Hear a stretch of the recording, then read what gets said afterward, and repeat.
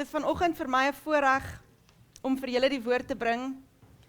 En ek is opgewonde oor wat die Heilige Gees in elkeen van ons harte vanoggend gaan doen. En vandag wil ek oor 'n onderwerp praat wat ek glo elkeen van ons in ons lewe al mee gesukkel het, en is 'n onderwerp wat ek dink is 'n baie belangrike onderwerp in ons geestelike wandel.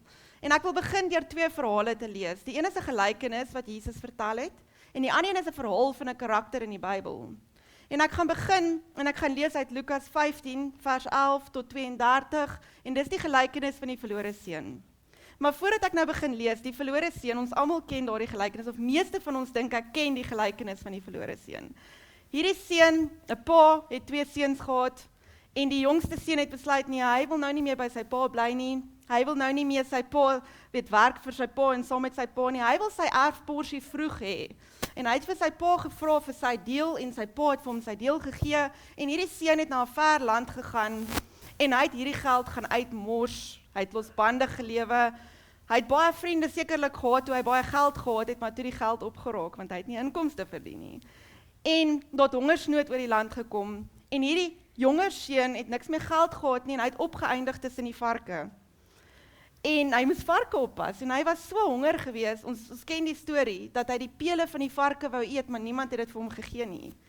En op daardie oomblik, op sy laagste, op sy swakste oomblik, besef hy, dink aan sy pa, en hy besef dat sy pa, selfs sy pa se werkers, beter behandel as wat hy behandel is. En net daar besluit hy gaan teruggaan na sy pa toe, en hy gaan vir sy pa sê, pa, ek is jammer, maak my 'n werker, ek is nie waardig om jou seun genoem te word nie, maar kan ek net vir pa werk, want ten minste gaan ek kos hê.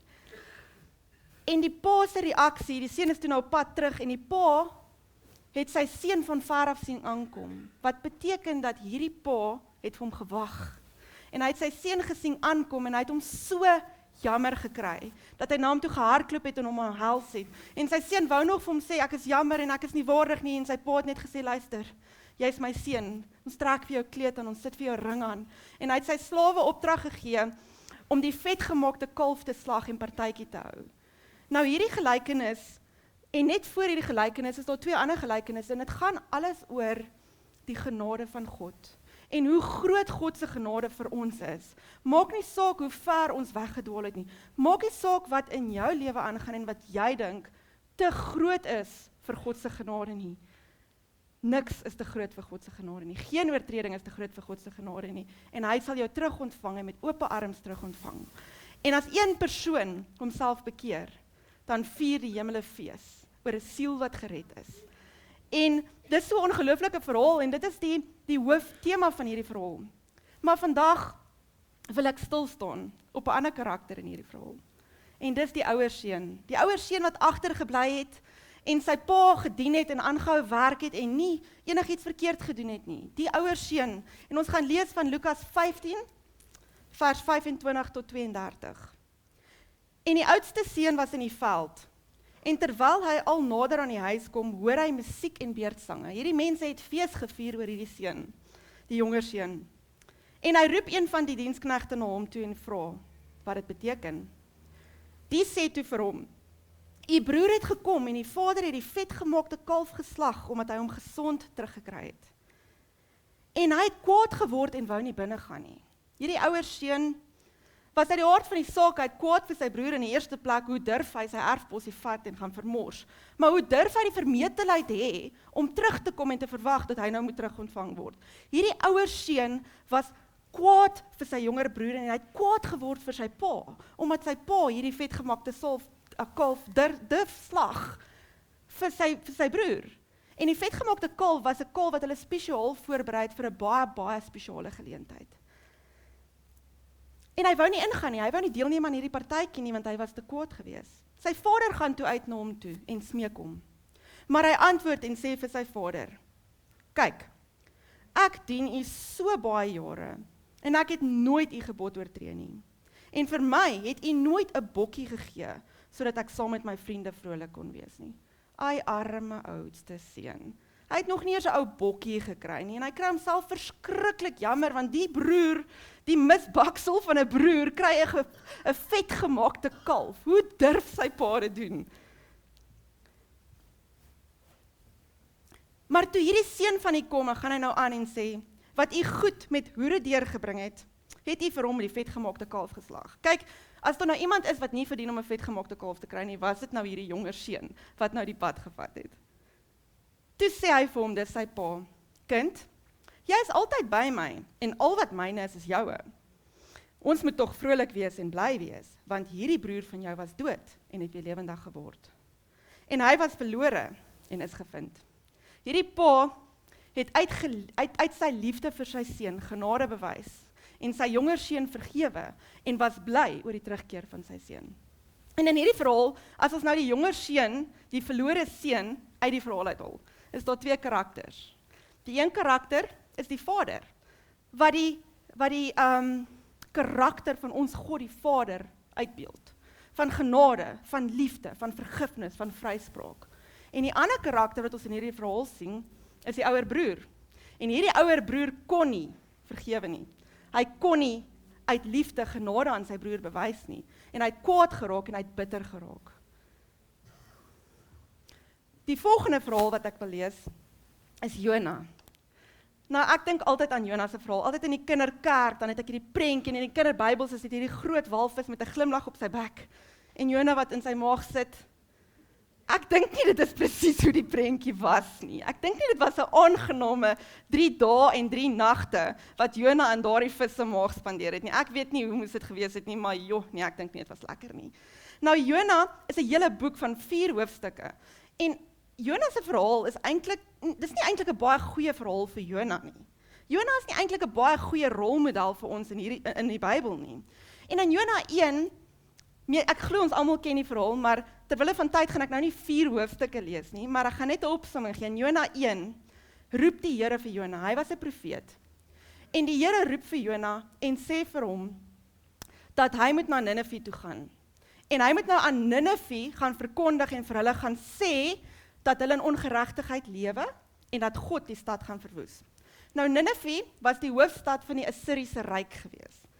En die Israeliete het Ninive en die Assiriërs gehaat. Ninive was berig daarvoor dat die mense van daardie stad verskriklik wreed was. Hulle was vasgeval in hoogmoed. Hulle was vasgeval in onvergifnis. Hulle was vasgeval, hulle was baie boos. Hulle was baie berig en hulle het baie losbandige lewe ook. So as daar nou 'n volk is wat die Israeliete miskien reg gehad het om te haat, was dit die Assiriese ryk gewees. En nou met hierdie Jona wat in Nasaret bly, moet nou na Ninive toe gaan en nou vir hierdie mense gaan vertel dat God hulle stad gaan vernietig. En ek het altyd gedink hy het dit nie gedoen nie omdat hy bang was, maar dit was nie die rede nie. Ons gaan sien later. Maar wat doen Jona? Jona in sy onkunde, soos ons baie keer in ons onkunde, dink hy kan van God af wegvlug. In plaas van om 800 kilometer oos te reis na Ninive toe, klim hy op 'n skip en hy reis 4000 kilometer wes na Tarsus toe, om te probeer weghardloop van sy roeping af. En wat doen die Here? Wat was die gevolg daarvan? Daar het 'n storm op die see gekom, die skip wou sink, die matrose het tot hulle gode gebid en begin vra, en Jona het erken en gesê, dis as gevolg van my. Op die ouend is hy in die see, en wat doen God? Hy bewys genade. Hy stuur die vis, wat vir Jona insluk. En daar sit Jona, 3 dae en 3 nagte, in die vis se ingewande. En wat doen hy daar binne? Wat kan jy doen as jy binne in 'n vis se ingewande sit? Hy het gebid. Hy het gebid, en hy het gebid, en hy het berou. En na 3 dae en 3 nagte het God die vis beveel om hom uit te spoeg, en hy is uitgespoeg. En gelukkig het Jona geleer, want ek weet nie wat sou hom volgende ingesluk het, as hy weer nie geluister het nie. En hy het geleer, en hy het gegaan, en hy is na Ninive toe. En dan sien ons nou in hoofstuk 3 van Jona, waar hy nou die woord aan Ninive verkondig. En die hele volk het berou, en die koning en almal het 'n vasdag uitgeroep, en hulle het berou, en hulle het tot God gesmeek vir vergifnis. En aan die einde van die hoofstuk sien ons wat God se reaksie is. God besluit om nie die volk te vernietig nie, oor hulle berou het. Nou, ons moet bly wees, want 'n verlore volk is gered, en God het genade bewys. Maar wat in Jona? Hoofstuk 4, en dis die fokus vir vandag se skriflesing. Maar Jona was hieroor erg ontstemd en het kwaad geword. Toe bid hy tot die Here en sê, ag Here, Ek het dit nie gedink, terwyl ek nog in my land was nie. Daarom het ek tervore na Tarsus gevlug, want ek het geweet dat U 'n genadige en barmhartige God is, lankmoedig en groot van goedertierendheid, en een wat berou het oor die onheil. O Here, neem dan tog nou my siel van my weg, want dit is vir my beter om te sterwe as om te lewe. Arme Jona. Hy het hierdie volk gehaat en hy wil eintlik gehad het dat God die volk moet vernietig. Want dit was hulle verdiende loon. As daar nou een volk is wat verdien om vernietig te word in daai tyd, was dit die Assiriese ryk en dit was Ninive. Hy wil gehad het hierdie mense met hulle verdiende loon kry, want kyk net wat se pyn en lyding veroorsaak hulle. Kyk net hoe boos is hulle. Here, U is die een wat vergeld die volk. En wat doen God? Hy bewys genade. Wat doen Jona? Hy word kwaad omdat God durf die volk vergewe. En hy wil sterf. Hy wil nie eers meer lewe nie oor hierdie volk wat nie vergewe, wat vergewe is en nie vernietig is nie. Daarop sê die Here, wat sê die Here vir hom? Hy sê, het jy rede om vertoornd te wees? En Jona het die stad verlaat en aan die ooste kant van die stad gaan sit. En daar het hy vir hom 'n skerm gaan maak, hy het onder die skaduwee gesit sodat hy sou sien wat met die stad gebeur. So arme Jona hoop nog steeds dat God van plan gaan verander en dat God nou hierdie volk gaan vernietig, want hulle verdien om vernietig te word. Hulle is boos, hulle maak mense seer. Hulle kan mos nie genade kry nie. En Jona gaan sit en hy wag. En hy wag. Hy het vir hom 'n skermpie gemaak en hy sit nou en wag. Ek weet nie hoe lank hy gewag het nie. Maar hy het nou gekyk, want hy is oortuig daarvan, hy hoop nee, miskien sal God dalk die stad vernietig. En dit het nie gebeur nie. Toe beskik die Here, ons genadige God. Wat doen hy? Toe beskik die Here God 'n wonderboom en laat dit oor Jona opskiet, om te dien as 'n skaduwee oor sy hoof en om hom van sy ontstemdheid te bevry. En Jona was baie bly oor hierdie wonderboom. So te midde van sy bitterheid was hy bly oor hierdie koelte, want dit was sekerlik baie warm gewees op daardie stadium. En toe, die volgende dag, die volgende môre, toe die dag breek, het God 'n wurm beskik en die wonderboom gesteek sodat dit verdor het. So hy het 'n boom gehad vir 'n dag en deur die nag toe het 'n wurm die boom opgevreet en weg is die boom wat vir hom koelte gegee het. En met sonop het God 'n gloeiende oostewind beskik. En toe die son op die hoof van Jona steek, het hy magteloos geword en gewens dat hy mag sterwe. En gesê, dit is vir my beter om te sterwe as om te lewe. Die punt wat Jona hier gemis het, is hy het gekies om daar te gaan sit. Hy het gekies om daar te gaan sit en te wag dat hierdie volk hulle verdiende loon kry. En dit het warm geraak en dit het ongemaklik geraak en dinge het sleg geraak, maar hy het gekies om nog steeds daar te bly sit. En nou wil hy sterwe, weer wil hy sterwe, want dit is nou vir hom baie ongemaklik om daar te wees. Toe sê God vir Jona, het jy rede om vertoornd te wees oor die wonderboom? En hy antwoord, ek het rede om vertoornd te wees tot die dood toe. Maar verder sê die Here, jy wil die wonderboom spaar, waar jy geen arbeid aan bestee het nie, wat jy nie groot gemaak het nie, wat in een nag ontstaan en in een nag vergaan het. Maar ek mag Ninive, die groot stad, nie spaar nie, waarin meer as 120.000 mense is, wat die onderskeid tussen hulle regter en linkerhand nie weet nie, en baie vee. God het uit sy liefde genade aan Ninive bewys. Hy het hulle vergewe, hy het hulle vrygespreek. Die oomblik toe Ninive, daai linker en regterhand is die oomblik toe Ninive besef wat hulle doen, het hulle berou. Hulle het in onkunde eintlik baie van hierdie dinge gedoen. En toe hulle besef wat hulle besig is om te doen en dat wat hulle doen verkeerd is in die oë van die Here, het hulle berou en God het hulle vergewe. 2 karakters, ons Vader, genade, liefde, vergifnis en Jona, wat nie kan nie. Hy kan nie daardie liefde en daardie genade oordra aan die stad van Ninive nie. En hy word kwaad en hy word bitter. Hy kan nie vergewe nie. Wat vir my hartseer is van albei van hierdie verhale, is nie een van hierdie verhale eindig goed nie. Ons weet nie regtig wat het verder geword van die ouer seun en die verlore seun verhaal nie. Dit stop daar. Ons weet nie regtig wat het van Jona geword nie. Sy boek en sy verhaal stop hier. Miskien het hulle op 'n plek gekom wat hulle berou het en wat hulle toe nou op die ouend aanbeweeg het. Dalk nie. Maar ek dink daar's 'n les vir elkeen van ons vandag in albei van hierdie verhale. Die seun en Jona kon nie die liefde en genade van die Vader wat hulle ontvang het, uitleef en ander mense vergewe nie. En dit is vir my belangrik wat my bring by die tema van vandag se preek en dit is vergifnis. En dit is nie altyd 'n lekker tema om te hoor nie. Dit is nie altyd 'n lekker tema om oor te praat nie, want ons almal het al in ons lewe seer gekry. Party mense het al baie gereeld en baie meer seer gekry as ander mense. En ons almal moes al iewers of moet iewers in ons lewe vergewe. En dit is nie altyd maklik nie. Maar wat sê die woord? Wat sê die woord oor vergifnis? Vat ons na Matteus 18, vers 21 tot 22 toe.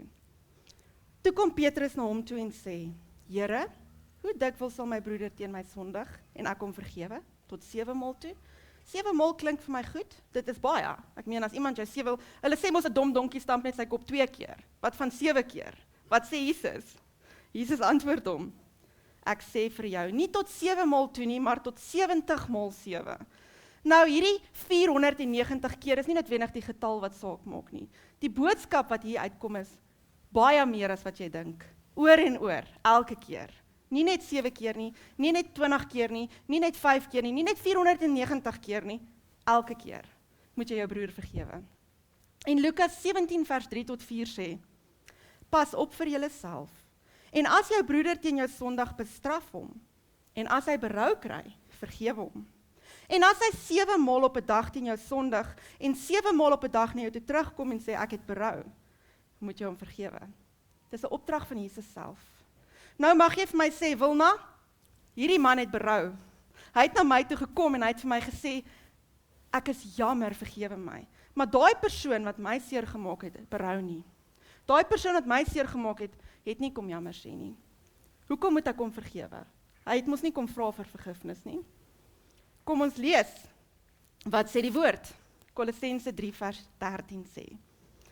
Verdra mekaar en vergewe mekaar, as die een teen die ander 'n klag het, soos Christus julle vergeef, so moet julle ook doen. Efesiërs 4 vers 32 sê, maar wees vriendelik en vol ontferming teenoor mekaar. Vergeef mekaar soos God ook in Christus julle vergewe het. Spreuke 19 vers 11 sê, die verstand van 'n mens maak hom lankmoedig, en dit is vir hom 'n eer om 'n oortreding te vergewe. Ek het nog nooit so daaraan gedink nie, dat dit 'n eer is om iemand te vergewe. God het ons vergewe, deur die prys wat Jesus Christus aan die kruis betaal het, deur die bloed wat gestort is, die vergifnis wat ons ontvang het. Dis 'n eer om daardie genade wat ons ontvang het, vir iemand anders te gee. Beteken nie daai persoon verdien dit nie. Ek en jy het nie God se genade verdien nie. Ek en jy verdien nie om hier te wees en te weet ons het 'n ewigheid in die teenwoordigheid van God as gevolg van die prys wat Jesus Christus betaal het en die genade wat vir ons bewys is nie. Ons het dit nie verdien nie. Ons het verdien om soos Ninive vernietig te word. Ons het verdien om soos die verlore seun weggewys te word. Maar dis nie ons Vader se hart nie. Daardie genade wat ons ontvang het, dis 'n eer om daardie genade vir iemand anders te gee. Al het die persoon nie berou nie. Nie een van hierdie verse sê, vergewe as die persoon jammer is nie. Dit sê net vergewe, want God het ons vergewe. Vergifnis spruit uit liefde. Uit liefde vir God en liefde vir jou naaste. Jy's lief vir God. En jou liefde van God is in jou hart. En daardie liefde is die liefde wat jou dryf om genade aan ander mense te bewys. Die hoofstuk van liefde, 1 Korintiërs 13, ek gaan nie die hele hoofstuk lees nie, ek lees net vanaf vers 4. Die liefde is lankmoedig en vriendelik. Die liefde is nie jaloers nie, die liefde praat nie groot nie en die liefde is nie opgeblaas nie. Dit handel nie onwelvoeglik nie, soek nie sy eie belang nie, word nie verbitterd nie, reken die kwaad nie toe nie. Is nie bly oor die ongeregtigheid nie, maar is bly saam met die waarheid. Dit bedek alles, glo alles, hoop alles en verdra sekere goed. Verdra net mense wat jammer is? Nee, dit verdra alles. Spreuke 10 vers 12 sê, haat verwek twiste, maar liefde bedek alle oortredinge. Dis liefde wat ons dryf om te verdra. Liefde wat ons dryf om te kan vryspreek. Liefde wat ons dryf om te kan vergewe. Liefde word nie verbitterd nie. As ons God liefhet, sal ons sy liefde, deur sy liefde in ons en deur ons kan vergewe. Dis hy wat ons help om te kan vergewe, om daardie liefde uit te leef aan ander mense. Nou kan jy dalk vir my sê, en dit is moontlik waar, Wilna, jy weet nie wat daai persoon gedoen het nie. Jy dink, die goedjies wat jy ervaar het is niks nie. Daai persoon het my so seer gemaak. Ek is nou nog besig om deur die wonde te werk wat daardie persoon aan my gedoen het. Ek kan onmoontlik nie daardie persoon vergewe nie. Dis nie vir my moontlik nie, dis nie in my nie. En dit is so, miskien kan jy dit nie op jou eie doen nie, maar jy het die Heilige Gees in jou. Maar wat is die gevolg daarvan? Wat gebeur as jy nie vergewe nie? Wat gebeur as jy daardie persoon, maak nie saak hoe groot of klein die oortreding teen jou was nie. En maak nie saak hoeveel jy voel, jy is gejustify om nie te vergewe nie. Daar's 'n impak van onvergifnis in jou lewe. En dis 'n belangrike impak wat ons as kinders van die Here moet verstaan. Onvergifnis het 'n negatiewe invloed op jou, nie noodwendig op die persoon wat jy nie vergewe nie. Die persoon wat jy nie vergewe nie, as jy in verhouding met hom staan, kan dit miskien die verhouding beïnvloed. Maar is dalk moontlik iemand wat jou te nagekom het of jou seer gemaak het, wat jy nie eers ken nie, met wie jy nie in verhouding staan nie. Jou onvergifnis beïnvloed jou. Daai persoon het nie 'n saak of jy hom vergewe of nie. Ons weet, ons almal is liggaam, siel en gees. Ons kan dit gaan sing in 1 Tessalonisense 5 vers 23. Onvergifnis het 'n impak op ons hele menswees. Dit het 'n impak op ons liggaam, dit het 'n impak op ons siel, dit het 'n impak op ons gees en ons geestelike wandel.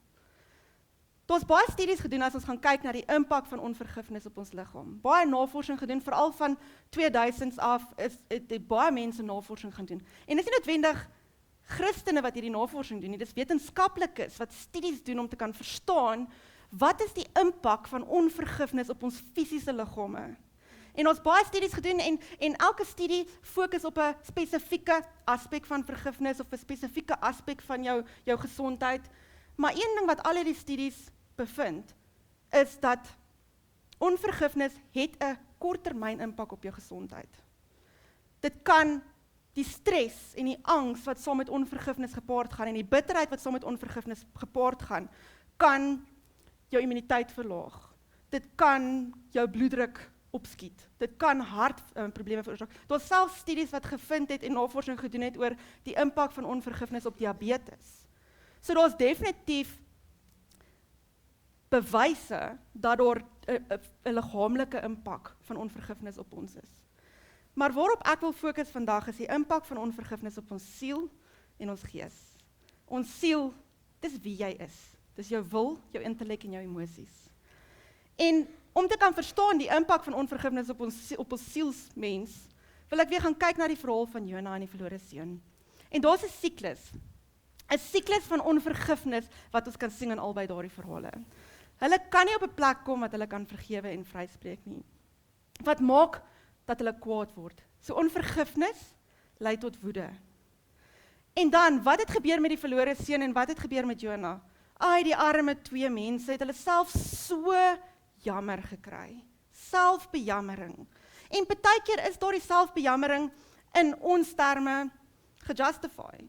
Want die persoon het jou seer gemaak en jy wil jou wonde lek en dit is okay om 'n rukkie jou wonde te lek. Maar jy kan nie daar bly nie. Want woede lei tot onvergifnis, tot selfbejammering. En die selfbejammering lei tot bitterheid. En as bitterheid posvat in jou hart, dit is soos 'n kanker wat wegvreet aan jou menswees.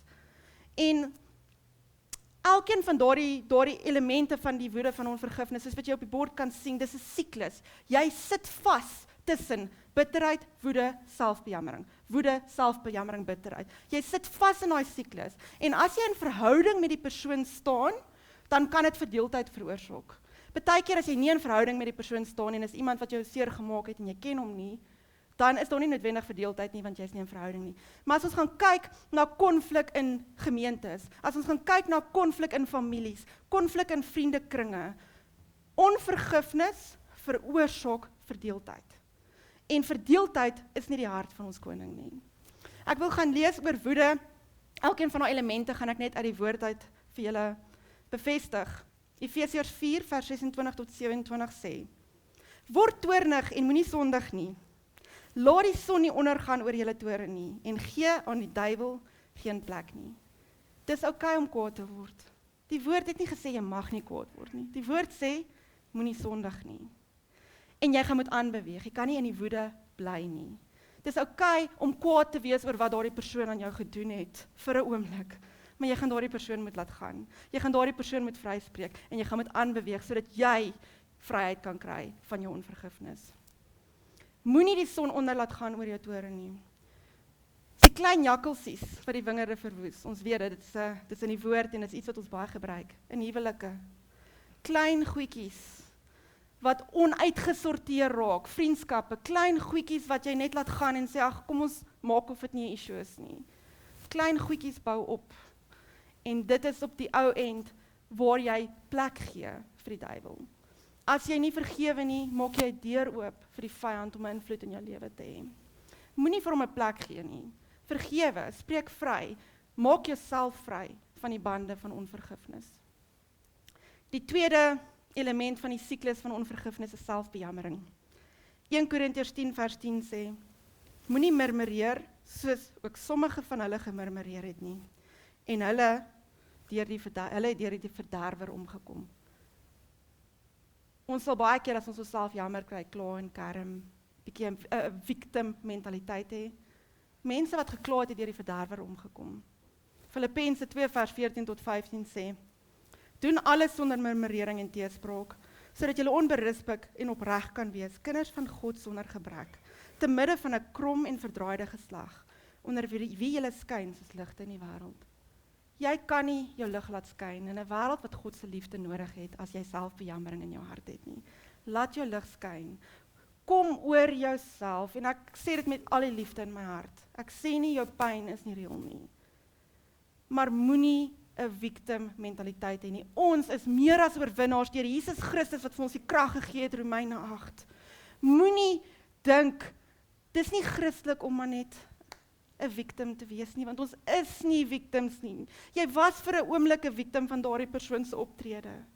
Maar weet jy wat? Jy kan kies om nie langer 'n slagoffer van daardie persoon se optrede te wees nie. Jy kan kies om te wandel in oorwinning, want ons het Jesus Christus en die Heilige Gees aan ons kant. Die laaste twee elemente van die siklus is bitterheid, wat kan lei tot verdeling.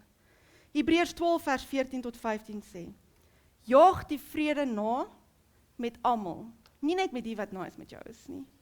En die heiligmaking word sonder niemand die Here sal sien nie. En pas op dat niemand in die genade van God veragter nie. Dat geen wortel van bitterheid opskiet en onrus verwek en baie hierdeur besoedel nie. Het jy geweet jy kan in die genade van God veragter deur bitterheid, deur onvergifnis? Dit is verskriklik. Dis eintlik die waarheid van onvergifnis is as daai waarheid in jou hart geplaas word, sal jy onmiddellik vryspreek. Want ek wil nie veragter in die genade van God nie. Spreuke 17 vers 9 sê, wie 'n oortreding bedek, soek liefde. Maar hy wat 'n saak weer ophaal, skei vriende van mekaar. Wat doen bitterheid? Dit maak dat jy heeltyd daai situasie ophaal. En nie net altyd teen daai persoon nie. As jy in 'n situasie kom wat jou laat dink aan die persoon, of wat jou laat dink aan die situasie waar hierdie persoon jou nagekom het, dan word jy weer kwaad en daai situasie word weer opgehaal. En dit bring skeiding. En skeiding is nie God se hart nie. Eenheid. Eenheid in huwelike, eenheid in families, eenheid in gemeentes. Dis God se hart, dis eenheid. Moenie deur die wortel van bitterheid verwoes word nie. Moenie toelaat dat die wortel van bitterheid by jou begin en versprei nie, want dit gaan nie by jou bly nie. Onvergifnis, basies wat dit gebeur as jy nie kan vergewe nie, dit hou jou terug. Dit bind jou vas in die verlede wat dit vir jou moeilik maak om aan te beweeg. Daar's baie maniere om na onvergifnis te kyk en party mense sal sê dis is 'n ketting wat jou vasbind. Ander mense sal sê dis soos om gif te drink en te wag dat iemand anders doodgaan. Vir my is dit soos om 'n rugsak te dra. En elke keer as iemand iets aan jou doen, dan word daar 'n klip in die rugsak gesit. As dit 'n klein dingetjie is, weet 'n klein jakkelsie, dan is dit dalk 'n klein klippie, maar al hierdie klippies word baie. As dit 'n groot ding is, is dit dalk 'n rots wat jy in hierdie rugsak sit. En ons weet as ons stap en ons is besig om iets te dra, hoe verder mens stap, hoe swaarder word hierdie sak. Nie noodwendig omdat jy meer goed in sit nie, maar jy raak moeg. En jy dra so swaar aan hierdie klippe van onvergifnis, dat dit vir jou moeilik is om vorentoe te beweeg, sonder dat jy teruggetrek word deur die verlede. En die ergste van alles is as ons kies om daardie klippe in die sak te hou. Ons kies om daardie klippe saam te sleep, want ons kan nie daardie klippe laat gaan nie. Dis wat onvergifnis doen, dit hou jou terug. Maar dis meer as dit. Dit het nie net 'n impak in ons lewe en ons wandel hier nie. Dit het 'n impak op ons gees. Ons almal weet dat daar is 'n beginsel in die gees van saai en maai. Wat jy gee, gaan jy kry. Dit werk so in ons finansies, dit werk so in baie aspekte van ons lewe. En ons baie verse wat bevestig, wat jy gee, is wat jy ontvang. Maar die waarheid van onvergifnis, is dis ook 'n saai en maai beginsel. Markus 11, vers 25 tot 26, en is Jesus wat hier praat. Wanneer jy bid, staan en bid, vergeef as jy iets teen iemand het, sodat die Vader wat in die hemele is, ook julle heel oortredinge mag vergewe. Maar as julle nie vergewe nie, sal julle Vader wat in die hemele is, ook julle oortredinge nie vergewe nie. God is 'n God van genade, Wilna. Hy sê hy sal my vergewe. Jesus self sê, as jy nie vergewe nie, gaan ek jou nie vergewe nie. Matteus 6, dit is die Onse Vader, waar Jesus sy disippels leer hoe om te bid. Ek gaan nie die hele Onse Vader lees nie, maar ek gaan lees vanaf vers 12. Hierso sê Jesus, hoe moet ons bid? Vergeef ons skulde, soos ons ook ons skuldenaars vergewe. Jesus sê, die maatstaf van ons vergifnis word bepaal deur hoe ons vergewe. Dis hoe hy ons leer om te bid. En lei ons nie in die versoeking nie, maar verlos ons van die bose. Want aan U behoort die koninkryk en die krag en die heerlikheid tot in ewigheid. Amen. En dis die einde van die gebed en hier gaan Jesus aan. Want as julle die mense hulle oortredinge vergewe, jy saai vergifnis, wat gaan gebeur? Sal julle hemelse Vader julle ook vergewe. Maar as julle die mense hulle oortredinge nie vergewe nie, jy saai onvergifnis, wat kry jy? Die Vader sal die Vader julle oortredinge ook nie vergewe nie. Jo, nou maak daai woord van moenie in die genade van God veragte nie 'n bietjie meer sin. As jy nie kan vergifnis saai nie, kan jy nie vergifnis maai nie. En ons gaan eendag almal voor God moet staan. Ons gaan eendag almal moet gaan rekenskap gee. En God verstaan waardeur jy gegaan het. Hy weet wat in jou hart aangaan. Hy weet met wat se pyn jy sit. Maar nêrens in hierdie woord lees ek dat hy sê, as jy te seer gekry het, as die persoon nie berou het nie, as jy nie heeltemal op 'n plek is om dit te kan doen nie, is dit oukei, ek sal genade bewys en jou vergewe nie. Al wat ek lees is, as jy hulle nie vergewe nie, gaan ek jou nie vergewe nie. Romeine 14 vers 10 sê, maar jy, waarom oordeel jy jou broer? Of jy ook, waarom verag jy jou broer? Want ons sal almal voor die regterstoel van Christus gestel word. Daai persoon gaan nie langs jou staan as jy voor Christus staan nie. Hy gaan op sy eie voor Christus staan, hy of sy. En hulle gaan voor Christus moet gaan rekenskap gee oor wat hulle gedoen het. Maar jy gaan met rekenskap gee oor hoe het jy die situasie hanteer en wat het jy gedoen met die genade wat hy vir jou gegee het. Wat is God se reaksie op onvergifnis? En dis my belangrik dat ons moet vandag verstaan wat is die impak van onvergifnis. En dis hoekom ek vandag net 'n bietjie hier op stil staan. Maar ons hoop. So ek wil net op bietjie klem lê op God se reaksie op onvergifnis. Ons het nou gesien hy gaan ons nie vergewe nie, maar dis meer as dit. Matteus 18 vers 23 tot 35. Ek gaan die hele gelykenis van wat Jesus vertel lees, want dit is belangrik dat ons konteks moet hê. Vers 23. Daarom word die koninkryk van die hemele vergelyk met 'n sekere koning wat met sy diensknegte wou afreken. En toe hy begin afreken, word daar die een na hom gebring wat 10.000 talente skuldig was. Nou 10.000 talente was verskriklik baie geld. Ek dink dit was amper 100 of 150 jaar se arbeid van 'n gewone loonwerker. Dit was baie wat hierdie werker vir sy koning geskuld het. En omdat hy nie kon betaal nie, gee sy heer bevel dat hy verkoop moet word en sy vrou en sy kinders en alles wat hy het en dat betaal moet word. Toe val die diensknegt neer en buig voor hom en sê, Heer, wees lankmoedig met my en ek sal die alles betaal. Nou ek weet nie hoe hierdie knegt gedink het hy gaan betaal nie, maar hy het gesê asseblief bewys vir my genade. En die heer het van daardie diensknegt het innig jammer vir hom gevoel en hom losgelaat en hom van die skuld kwytgeskeld. So hy het gesê, maak nie saak hoeveel jy my skuld nie, ek weet jy gaan my nooit kan betaal nie, maar ek skryf dit af. Mense sal dink dat hierdie diensknegt nou gegaan het en dat hy fees gevier het en dat hy vir almal vertel het hoe goed hierdie Heer met hom was en bly sou wees en daardie liefde sou uitleef. Maar wat doen hy? Vers 28. Maar toe daardie diensknegt uitgaan en een van sy medediensknegte vind wat hom 100 penning skuldig was, het hy hom aan die keel gegryp en gesê, betaal my wat jy skuld. 100 pennings was omtrent 100 dae se lone. Okay, so die hoeveelheid is nie die fokus nie, dit gaan oor verskriklik baie wat jy amper nie kan betaal nie teenoor min. Okay? Maar 100 was nie noodwendig vir die knegt min gewees nie, maar dit was baie minder as wat hy voor kwytgeskeld is. En sy medediensknegt val toe voor sy voete neer en smeek hom en sê, wees lankmoedig met my en ek sal jou alles betaal. Presies die woorde wat daai knegt voor sy Heer gesê het. En wat doen die knegt? Hy wou nie. Hy het gegaan en hom in die gevangenis gewerp totdat hy die skuld sou betaal het. En toe sy medediensknegte sien wat gebeur het, was hulle baie bedroef. En hulle het gegaan en aan hulle Heer meegedeel alles wat gebeur het.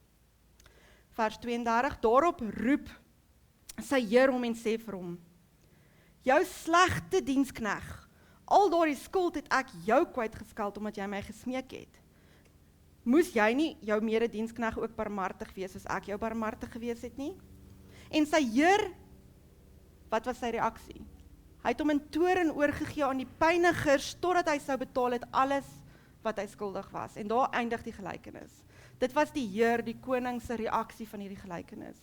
En Jesus kom aan die einde van hierdie gelykenis en hy sê 'n vers so amper ontnugterend dat mens moet terugsit en dink, maar hoekom vergewe ek nie? En dit is vers 35. En Jesus sê, so sal ook my hemelse Vader aan julle doen, as julle nie elkeen sy broeder van harte hulle oortreding vergewe nie.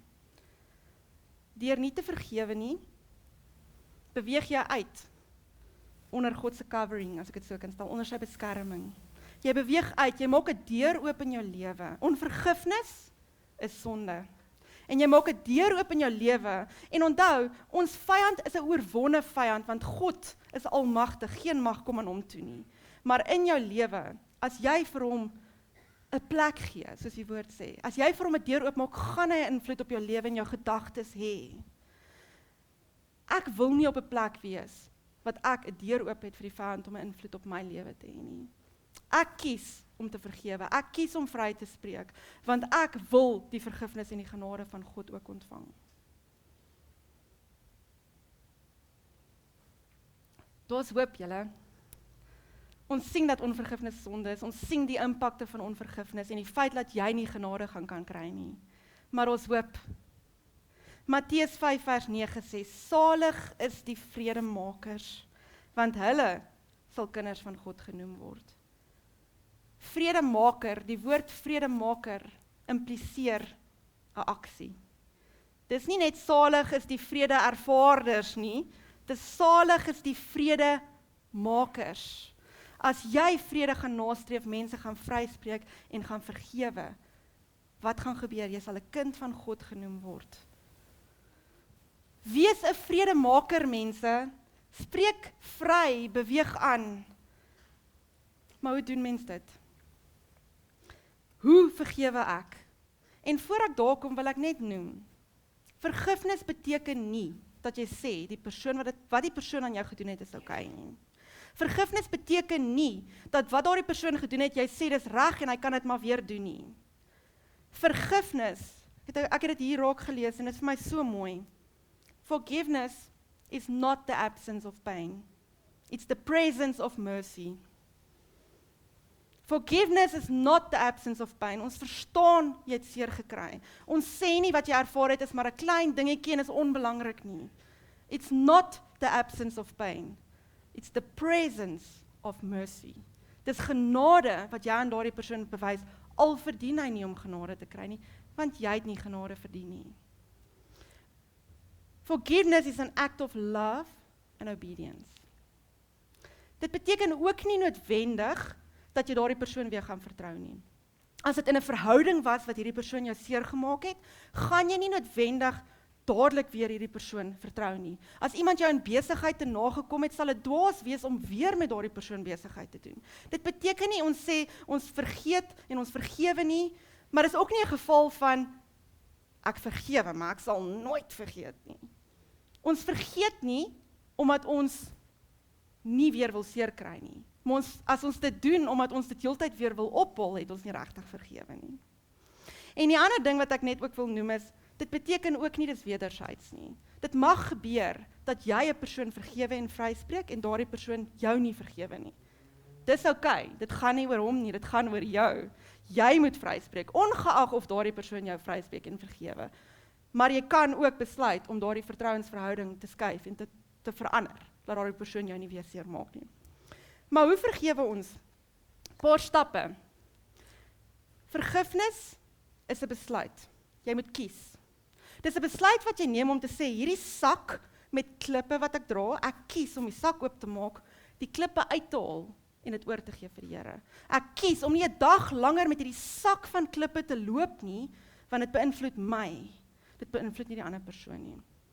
1 Petrus 3 vers 10 tot 11 sê, want wie die lewe wil lief hê en goeie dade wil sien, moet sy tong bewaar vir wat verkeerd is en sy lippe dat hulle geen bedrog spreek nie. Hy moet afwyk van wat verkeerd is, doen wat goed is en moet vrede soek en dit najaag. Doelbewuste besluit om te sê ek gaan vrede soek, ek kies om te vergewe. As jy nie op 'n plek gekom het wat jy daai keuse gemaak het om te vergewe nie, gaan jy nie vergewe nie, want jy het nog nie besluit jy wil vergewe nie. So maak daai keuse, kom op daai plek wat jy sê, ek erken my pyn, ek ignoreer nie my pyn nie, ek gaan genesing kry vir my pyn, want ons het 'n God, 'n geneesheer. Hy sal jou genees van jou pyn, en hier's mense wat vandag hier sit, wat so diep seer gekry het, dat hulle nie kan vergewe nie. God is groter as jou pyn. Bring jou pyn na hom toe. Hy is die een wat jou gaan heel maak. Hy is die een wat jou gaan genees. Hy is die een wat jou vry gaan maak van die pyn en die gevolge van die pyn wat jy nou nog in jou lewe ervaar. Kom oor jou pyn en dan kom jy op daai plek wat jy kies om te sê, maar ek gaan nie langer kies om 'n slagoffer van daardie persoon te wees nie. Ek kies om te vergewe. Dan moet jy bely, want onvergifnis is sonde. Jy gaan voor die Here moet kom en jy gaan moet sê, Here, ek is jammer. In my swakheid kon ek nie vergewe nie. Vergewe my, bewys vir my genade en help my om aan hierdie persoon genade te bewys, al is dit nie vir my maklik nie. Spreuke 28 vers 13 sê, hy wat sy oortredinge bedek, sal nie voorspoedig wees nie. Maar hy wat dit bely en laat staan, bely en laat gaan. Gee daai klippe vir die Here. Moenie langer daai klippe saamdra nie. Hy sal barmhartigheid vind. Jakobus 5 vers 15 tot 16 sê, en die gebed van die geloof sal die kranke red en die Here sal hom oprig. Selfs as hy sonde gedoen het, sal dit hom vergewe word. Bely mekaar julle misdade, bid vir mekaar sodat julle gesond kan word. Die vurige gebed van 'n regverdige het groot krag. Daar's genesing in belydenis, daar's genesing in vrymaking van sonde, daar's genesing in vergifnis. En partykeer is dit nodig dat jy saam met 'n boeta of 'n sussie moet bid. Ons het 'n ongelooflike ondersteuningsnetwerk in hierdie gemeente. Jy kan 'n afspraak maak en saam met daardie persoon die pad stap en saam met iemand deur bid en deur jou pyn bid en vertrou dat die Here genesing gaan bring en jou gaan help om daardie vergifnis te kan gee. En dan as jy bely het, dan moet jy daai oorgawe doen. Jy moet oorgee. Jy gee daai pyn oor aan die Here. Jy gaan nie soos Jona maak wat op die bultjie gaan sit en wag dat hierdie stad vernietig word nie. Jy gaan oorgee aan die Here en vertrou dat die Here weet wat die regte ding is om te doen in daardie situasie en met daardie persoon. En as dit op 'n plek kom wat daardie persoon berou en hom bekeer, moet ons fees vier want 'n siel is gered vir die koninkryk van die hemele. Romeine 12 vers 19 tot 21 sê, moenie julle wreek nie, geliefdes, maar gee plek vir die toorn, want daar is geskrywe, aan my kom die wraak toe. Ek sal vergeld, spreek die Here. As jou vyand dan honger het, gee hom iets om te eet, en as hy dors het, gee hom iets om te drink, want sodoende sal jy op sy hoof vurige kole ophoop. Laat jou nie deur die kwaad oorwin nie, maar oorwin die kwaad deur die goeie. Jy kan nie 'n verkeerde ding met 'n verkeerde ding regmaak nie. Reageer met die regte, met die goeie op die verkeerde, en jy gaan vrykom. En God is die een wat gaan vergeld. En dit beteken nie noodwendig hy gaan daardie persoon vernietig nie. Hy weet wat die regte manier is om met daardie persoon te deel. Jy moet nie met daardie persoon deel nie. Jy gee hom oor vir die Here. Jy gee die situasie oor vir die Here en jy beweeg aan. Jy kyk nie terug nie. Spreuke 20 vers 22 sê: Moenie sê, ek wil die kwaad vergelde nie. Wag op die Here dat hy jou help. Dit beteken nie dat, soos met Jona, dat hy hulle gaan vernietig nie. En Here het nog steeds nie daardie persoon vernietig nie. Dit beteken, hy weet, jy gee oor en jy vertrou dat hy weet wat om te doen. Kom nie aan ons toe nie. Ons moes ook genade kry. As hy ons moes oorgee, wat sou van ons geword het? Ons gee oor en ons sê, Here, u hand, u wil. En dan kom jy op die plek waar die persoon vryspreek. So jy kies, jy bely, jy gee oor. En dan spreek jy vry.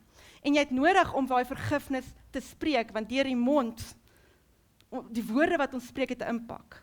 Jy moet daai vergifnis spreek, en een ding wat ek wil hê julle moet verstaan is, vergifnis is nie noodwendige instant ding nie. Jy gaan nie vandag besluit ek vergewe en môre is jy vry nie. Jy gaan dag na dag na dag moet opstaan en besluit, vandag gaan ek daai persoon weer vryspreek. Vandag gaan ek kies om nie kwaad te word nie. Vandag gaan ek die Gees vra om my te help om daardie persoon te laat gaan. En eendag gaan jy wakker word en jy gaan agterkom jy hoef dit nie meer te doen nie. Spreek vry. Lukas 6 vers 37 sê, en julle moenie oordeel nie, dan sal julle nooit geoordeel word nie. Saai en maai. Julle moenie veroordeel nie, dan sal julle nooit veroordeel word nie. Spreek vry en julle sal vrygespreek word. As jy vryspreek, ontvang jy vryspraak. Efesiërs 4 vers 1 tot 3 sê, en ek vermaan julle dan, ek die gevangene in die Here, om te wandel waardig die roeping waarmee julle geroep is, met alle nederigheid en sagmoedigheid, met lankmoedigheid terwyl julle mekaar in liefde verdra, en ernstig strewe om die eenheid van die Gees te bewaar, deur die band van vrede.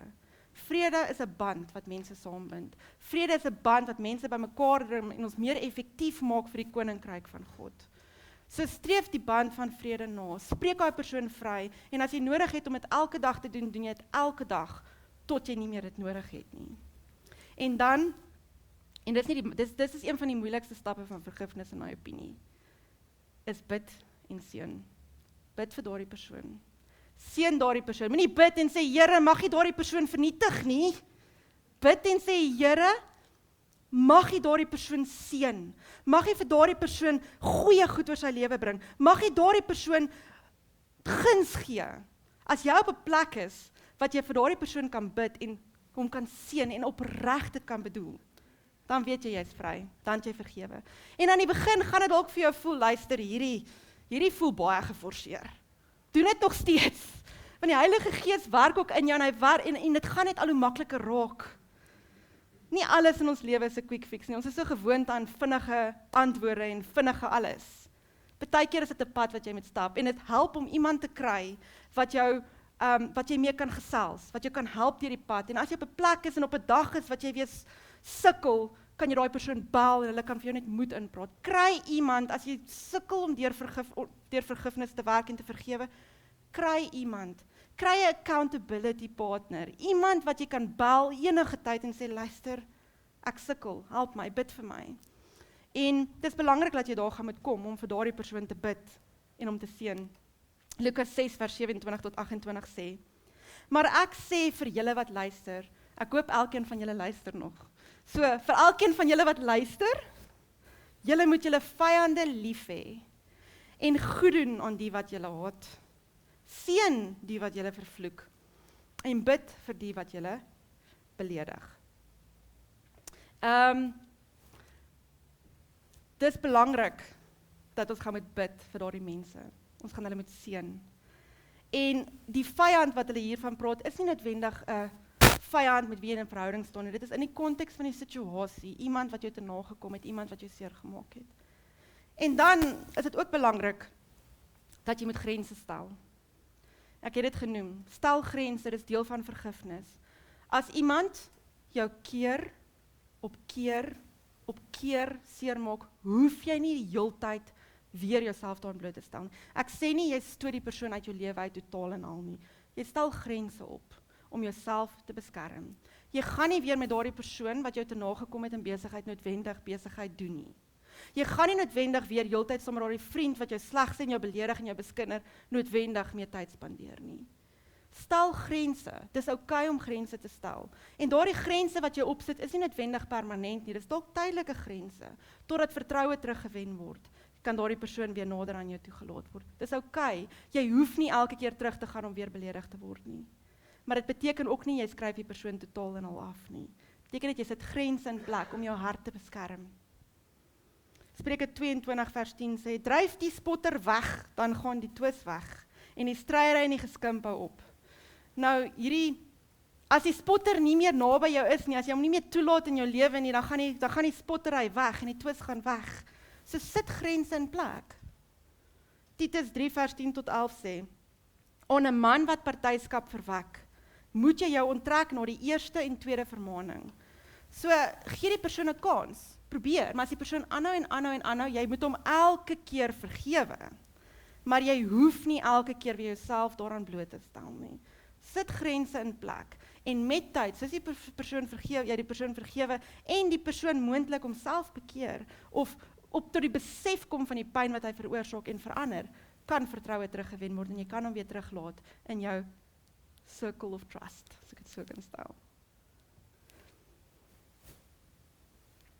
Vers 11 sê, wetende dat so iemand op 'n verkeerde pad is en sonde doen en selfveroordeling staan.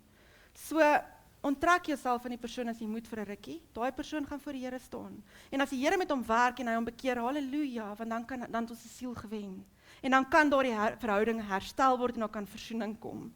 Maar dit is nodig dat jy jouself ook moet beskerm. Dit is oukei om jouself te beskerm. Maar moet dit nie doen uit bitterheid en woede nie. Doen dit omdat jy lief is vir die persoon en nie verder jouself wil blootstel, maar ook omdat jy nie weer jouself wil seergemaak hê nie. En wat gaan gebeur as ons vergewe? Daar kom versoening. As jy in verhouding met iemand staan en jy vergewe, daar kom versoening. Dit is nie noodwendig as jy nie in verhouding met die persoon staan nie, maar ons het versoening gekry deur Jesus Christus. 2 Korintiërs 5 vers 18 tot 21 sê, en dit alles is uit God wat ons met homself versoen het deur Jesus Christus en ons die bediening van die versoening gegee het.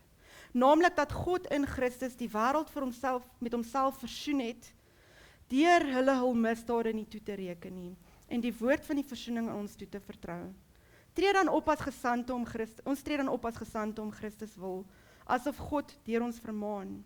Ons bid julle om Christus wil, laat julle met God versoen, want hy het hom wat geen sonde geken het nie, sonde vir ons gemaak, sodat ons kan word geregtigheid van God in hom. Ons het die bediening van versoening ontvang. Ons is versoen met ons Vader deur die bloed van die lam. Daardie bediening van versoening kan jy nie verkondig as jy nie versoening kan gee nie. As jy nie kan vergifnis gee nie.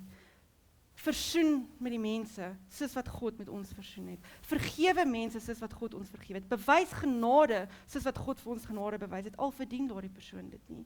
En dit is nie noodwendig maklik nie, maar dit is 'n besluit wat ons neem om God te gehoorsaam en nie langer toe te laat dat ons hierdie sakke van klippe saam met ons dra nie. Kom ons sluit die oë.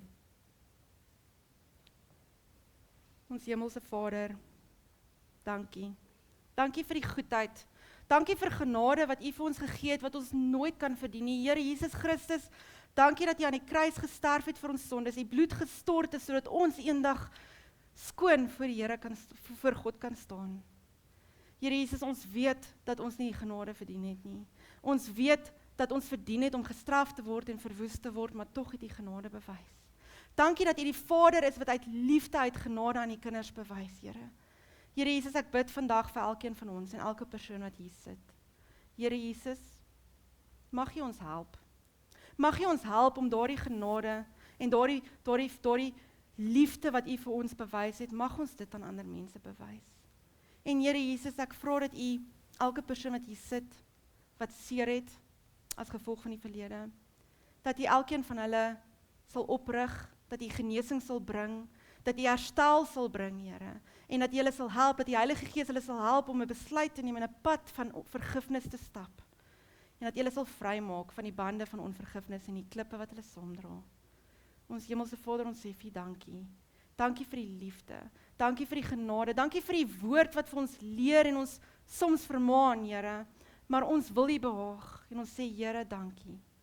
Dankie vir elke persoon wat hier was en dankie dat ons kan weet, U Heilige Gees is die naprediker van hierdie woord.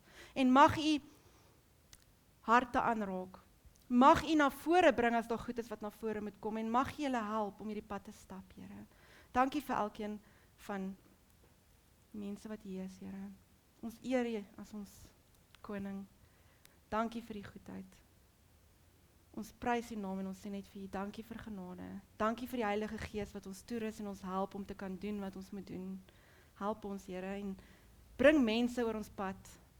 As daar mense is wat ons moet help, Here. As daar mense is wat ons dalk nodig het om ons by te staan. Bring hulle oor ons pad, Here, laat ons kan vrykom. Dat ons nie langer in onvergifnis hoef te loop nie. Ons eer U en ons sê net vir U dankie vir die goedheid. Ons bid dit in die allerheiligste naam van Jesus Christus. Amen.